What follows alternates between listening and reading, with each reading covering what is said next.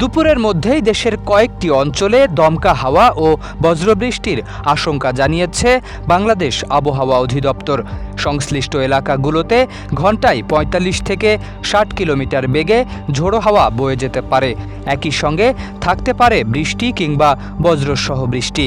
রোববার ভোর ৫টা থেকে দুপুর ১টা পর্যন্ত দেওয়া এক সতর্ক বার্তায় আবহাওয়া অধিদপ্তর জানিয়েছে, দেশের অন্তত ৩টি অঞ্চলের ওপর দিয়ে দক্ষিণ বা দক্ষিণ পূর্ব দিক থেকে অস্থায়ীভাবে দমকা বা ঝোড়ো হাওয়া বয়ে যেতে পারে।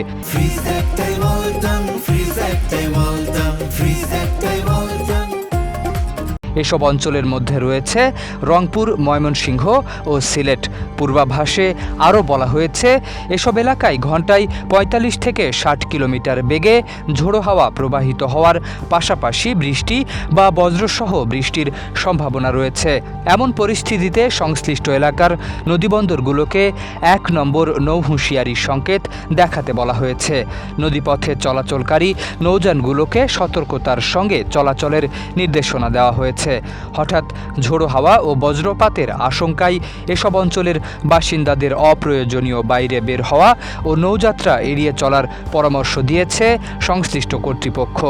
পাশাপাশি বজ্রপাতের সময় খোলা জায়গা, মাঠ কিংবা জলাশয়ের কাছ থেকে দূরে সরে নিরাপদ স্থানে আশ্রয় নেওয়ার আহ্বান জানানো হয়েছে।